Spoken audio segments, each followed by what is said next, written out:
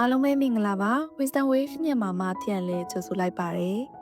ဒီနေ့တင်ဆက်ပေးမယ့်စာအုပ်လေးကတော့ James Clear ရေးသားထားတဲ့ Atomic Habits ဆိုတဲ့စာအုပ်လေးပဲဖြစ်ပါတယ်တင်မဘမှာပုံမကောင်းမွန်တဲ့အလေးအကျင့်တွေကိုတိစောက်ချင်ပါသလားဒါမှမဟုတ်သင်ရဲ့ရည်မှန်းချက်တွေကိုအကောင့်ထဲပေါ်ဖို့ရုန်းကန်နေရပါသလား Atomic Habits စာအုပ်ဟာသင်အတွက်လမ်းပြမိတ်ဆွေတယောက်လိုဖြစ်လာမှာပါလူတိုင်းဟာကိုယ့်ဘဝကိုပုံမကောင်းမွန်အောင်ပြောင်းလဲချင်ကြပါတယ်။ပိုပြီးကျန်းမာခြင်းနဲ့ပိုပြီးအောင်မြင်ခြင်းနဲ့ပိုပြီးပျော်ရွှင်ခြင်းနဲ့ဒါပေမဲ့အဲ့ဒီလိုပြောင်းလဲဖို့ကြိုးစားတဲ့အခါကျတော့အများစုကမအောင်မြင်ပဲလမ်းလျှော့လိုက်ရတာမျိုးတွေမကြာခဏဆိုသလိုကြုံတွေ့ကြရပါတယ်။ဘာလို့လဲဆိုတော့သူတို့ကကြီးမားတဲ့ပြောင်းလဲမှုတွေကိုဓာတ်ရိုက်မျှော်လင့်နေတတ်လို့ပါ။တကယ်တော့ကြီးမားတဲ့အောင်မြင်မှုတွေဟာတင်းငယ်တဲ့လေ့ကျင့်လေးတွေနေ့စဉ်လှုပ်ဆောင်တဲ့ atomic habit လေးတွေကနေစတင်ပေါ်ပေါက်လာတာဖြစ်ကြောင်းနဲ့တင်းငယ်တဲ့ပြောင်းလဲမှုတွေကနေဘလို့ကြီးမားတဲ့ရလဒ်တွေကိုဖြစ်ပေါ်စေနိုင်တယ်လဲဆိုတာကိုဒီစာအုပ်မှာဖော်ပြပေးထားပါတယ်။ Atomic habit စာအုပ်ရဲ့အဓိကသဘောတရားကတော့1%ပိုမိုကောင်းမွန်ခြင်းပဲဖြစ်ပါတယ်။နေ့စဉ်1%စီပိုကောင်းလာအောင်ကြိုးစားမယ်ဆိုရင်တစ်နှစ်ကြာတဲ့အခါမှာ38ဆပိုမိုကောင်းမွန်လာမှာဖြစ်ပါတယ်။ဒါကရိုးရှင်းတဲ့တင်စားပေမဲ့ဘဝကိုပြောင်းလဲပေးနိုင်တဲ့အစွမ်းရှိပါတယ်။ဥပမာသင်ဟာနေ့တိုင်းစာမျက်နှာတစ်မျက်နှာလောက်ပဲဖတ်မယ်ဆိုရင်တစ်နှစ်ကြာရင်စာအုပ်တစ်အုပ်ကျော်ဖတ်ပြီးသွားပါလိမ့်မယ်။ဒါမှမဟုတ်နေ့တိုင်း10မိနစ်လောက်ပဲလေ့ကျင့်ခန်းလုပ်မယ်ဆိုရင်တစ်နှစ်ကြာရင်နာရီ60နီးပါးလေ့ကျင့်ပြီးသားဖြစ်သွားပါလိမ့်မယ်။ဒီလိုသိငယ်တဲ့တိုးတက်မှုလေးတွေကနေကြီးမားတဲ့ရလဒ်တွေရဖို့အတွက်စာရေးသူကအလေးအကျင့်တွေတိစောက်တဲ့စီမင်းလေးမျိုးကိုဖော်ပြပေးထားပါတယ်။ဗီဒီယိုကားဆက်အောက်မှာရှိတဲ့မိုးကိုနှိပ်ပြီးတော့မိမိနှစ်သက်ရာစီမင်းကိုရွေးချယ်ပြီးနားထောင်နိုင်ပါတယ်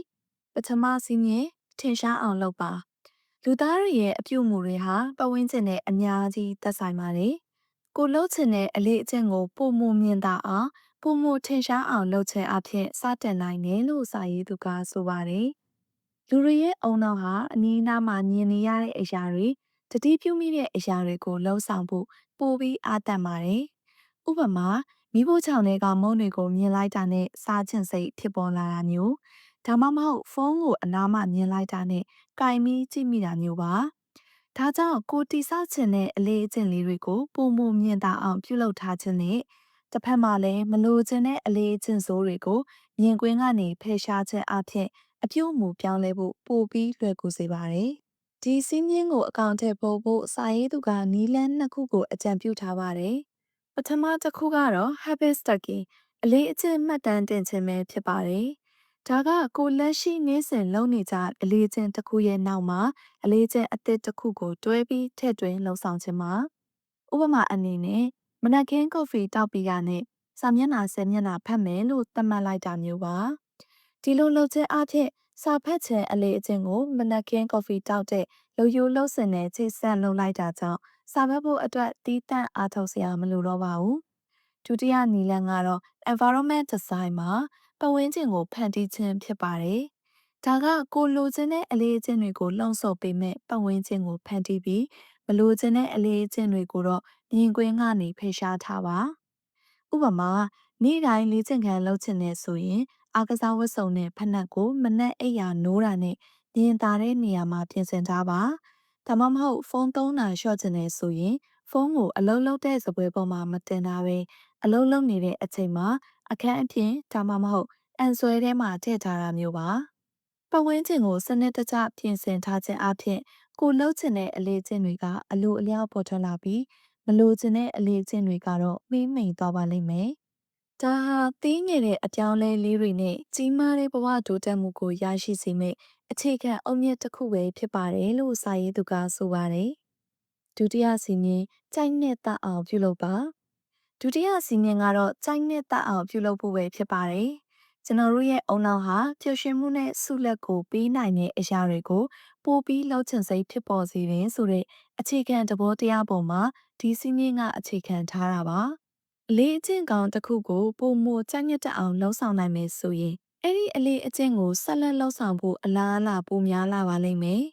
ဒီစီမင်းကိုအကောင့်ထဲပို့ဖို့အတွက်စာရေးသူက temptation building ပေါင်းဆက်ခြင်းဆိုတဲ့နည်းလမ်းကိုအကြံပြုထားပါတယ် ဒါကတော့ကိုသိမ့်မလုပ်ချင်တဲ့အလေးချင်းတစ်ခုကိုကိုလှုပ်ချင်လို့မနေနိုင်အောင်ဖြစ်နေတဲ့အလေးချင်းတစ်ခုနဲ့ပေါင်းဆက်ပြီးလှုပ်ဆောင်ခြင်းပါပဲဥပမာလေ့ကျင့်ခန်းလုပ်ရတာမကြိုက်ဘူးဆိုရင်တော့ကိုအကြိုက်ဆုံး TV series ကိုဂျင်မာလေ့ကျင့်ခန်းလုပ်ရင်းနဲ့ပဲကြည့်မယ်လို့ဆုံးဖြတ်နိုင်ပါတယ်ဒါဆိုရင် TV series ကြည့်ချင်တဲ့စိတ်ကဂျင်သွားဖို့အတွက်လှုံ့ဆော်မှုဖြစ်လာပါလိမ့်မယ်နောက်ထပ်ဥပမာတစ်ခုကတော့စာအုပ်ဖတ်ရတာဖြစ်ရင်တော့ကိုကြိုက်တဲ့ကော်ဖီဒါမှမဟုတ်လက်ဖက်ရည်နွေးနွေးလေးကိုတောက်ရင်စာဖတ်မယ်ဆိုတာမျိုးပါဒီလိုလုပ်ခြင်းအပြင်စာဖတ်ခြင်းကိုနှစ်သက်ဖွယ်ရာအတွေ့အကြုံတစ်ခုနဲ့ချိတ်ဆက်လိုက်တာကြောင့်စာဖတ်ဖို့ပုံမစိတ်ဝင်စားလာပါလိမ့်မယ်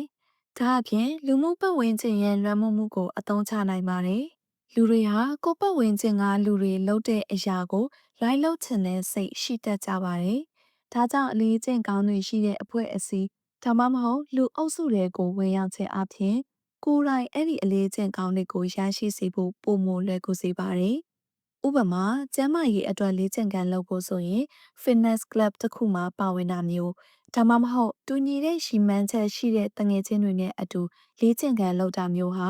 အချင်းချင်းအားပေးကူညီပြီးအလေးအကျင့်ကိုဆက်လက်လှုပ်ဆောင်ဖို့အားဖြစ်စေပါတယ်။အတူချုပ်ပြောရရင်အလေးကျင့်ကောင်းတွေကိုလှုံ့ဆော်တဲ့အခါရရှိလာမယ့်အကျိုးကျေးဇူးတွေနဲ့ပျော်ရွှင်မှုတွေကိုကြိုတင်မြင်ရောက်ကြည့်ခြင်းဒါမှမဟုတ်နှစ်သက်ဖွယ်ရာလှုံ့ဆော်မှုတွေနဲ့ပေါင်းစပ်ခြင်းအဖြစ်ကိုယ့်ရဲ့အလေးကျင့်ကောင်းတွေကိုပုံမကြိုက်နှစ်သက်အောင်ဆွဲမြင့်အောင်ဖန်တီးနိုင်ပါတယ်လို့စာရေးသူကဆိုပါတယ်။တတိယစီးမြင်လွယ်ကူအောင်လုပ်ပါတတိယစီးမြင်ကတော့လွယ်ကူအောင်လုပ်ဖို့ပဲဖြစ်ပါတယ်။ဒီစီးမြင်ရဲ့အဓိကသဘောတရားကတော့အလေးကျင့်တစ်ခုဟာလွယ်ကူလေကျွန်တော်တို့လှုံ့ဆော်ဖို့အခွင့်အလမ်းပိုများလေဆိုတာပါပဲ။လူတွေရဲ့ပင်ကိုသဘောတဘာဝကခက်ခဲတဲ့အရာတွေကိုရှောင်လေးရှိပြီးတော့အလွယ်တကူလှုံ့ဆော်နိုင်တဲ့အရာတွေကိုပို့ပြီးနှစ်သက်ကြပါတယ်။ဒါကြောင့်ကိုတိဆောက်ချင်တဲ့အလေးချင်းကောင်းတွေကိုတတ်နိုင်သမျှလွယ်ကူအောင်ဖန်တီးပေးခြင်းအပြင်စတင်လှုံ့ဆော်ဖို့ပုံမစိတ်အားထက်သန်လာမှာဖြစ်ပါတယ်။အလေးချင်းကောင်းတစ်ခုကိုလှုံ့ဆော်ဖို့အသားအစီးတွေကြံ့ကြာမှုတွေကိုတတ်နိုင်သမျှလျှော့ချပေးပါ။ဥပမာအားဖြင့်မနက်ခင်းမှလေ့ကျင့်ခန်းလုပ်ဖို့စီစဉ်ထားတယ်ဆိုရင်ညကလေးကအားကစားဝတ်စုံနဲ့ဖက်နှက်ကိုအစင်သင့်ပြင်ထားပါဂျင်ကိုသွားဖို့အတွက်လိုအပ်တဲ့ပစ္စည်းတွေကိုဂျင်အိတ်ထဲထည့်ထားပါဒါဆိုမနေ့ရောက်ရင်လေ့ကျင့်ခန်းလုပ်ဖို့အဝတ်အစားရှာတာတို့ပစ္စည်းတွေပြင်ဆင်တာတို့လုပ်เสียမလို့ပဲပုံမလွယ်ကူသွားပါလိမ့်မယ်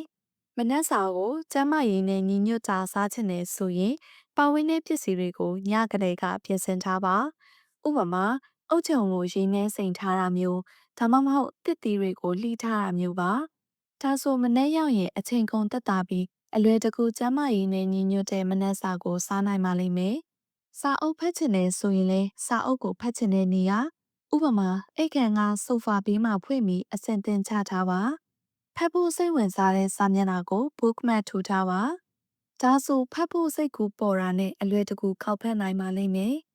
ဒါအပြင်အလေးချင်းအသစ်တစ်ခုကိုစတင်တဲ့အခါ2 minute rules 2 မိနစ်ချက်မပိုတဲ့အချိန်ပမာဏနဲ့ပဲစတင်လှုံ့ဆော်ဖို့လဲစာရေးသူကအကြံပြုထားပါတယ်။အလေးချင်းအသစ်ကိုပထမဆုံးစတင်ဖို့ခက်ခဲနေတဲ့စိတ်ခံစားချက်ကိုကျော်လွှားနိုင်ဖို့အတွက်ဒီနည်းလမ်းကကူညီပေးပါတယ်။ဥပမာစာဖတ်တော့မယ်ဆိုရင်စာအုပ်တစ်အုပ်လုံးဖတ်မယ်လို့မစင်စားပဲစာမျက်နှာတစ်မျက်နှာပဲဖတ်မယ်လို့အရင်စဉ်းစားလိုက်ပါ။လေ့ကျင့်ခန်းစလုပ်တော့မယ်ဆိုရင်လည်းနိုင်ဝက်လေ့ကျင့်ခန်းလုပ်မယ်လို့မစင်စားပဲထိုင်ချငါးကပဲလုပ်မယ်ဒါမှမဟုတ်9 မိနစ်ပဲလေ့ကျင့်ခန်းလုပ်မယ်လို့စဉ်းစားပါတရားထိုင်တော့မယ်ဆိုရင်လေနိုင်ဝက်တရားထိုင်မယ်လို့မစင်စားပဲ10 မိနစ်ပဲတရားထိုင်မယ်လို့စတင်ပါဒီလိုလှုပ်ဆောင်ခြင်းအပြင်အဲ့ဒီအလေးအကျင့်ကိုစတင်ဖို့လိုအပ်တဲ့အားထုတ်မှုကအင်မတန်နည်းသွားပြီးစတင်ပြီးတာနဲ့ဆက်လက်လှုပ်ဆောင်ဖို့အလားအလာပိုများပြီးပုံမလွယ်ကူလာပါလိမ့်မယ်လို့စာရေးသူကဆိုထားပါတယ်။ဒါအပြင်ကိုဖြတ်ချင်တဲ့အလေးကျင့်စိုးတွေကိုတက်နိုင်သမျှလှုပ်ဆောင်ဖို့ခက်ခဲအောင်ဖန်တီးပေးရပါမယ်။ဥပမာ TV ကြည့်ချင်တဲ့အချိန်ရှော့ချင်နေဆိုရင် TV ရဲ့ remote ကိုအခန်းပြင်ပမှာထားပါ။ဒါမှမဟုတ် TV ကိုဖွင့်ဖို့အတွက်ပလတ်ဖြုတ်ထားတာမျိုးလှုပ်ဆောင်ထားနိုင်ပါတယ်။ social media ရှော့ချချင်နေဆိုရင်ကိုယ်ဖုန်းထဲက social media application တွေကိုဖျက်ပစ်လိုက်တာ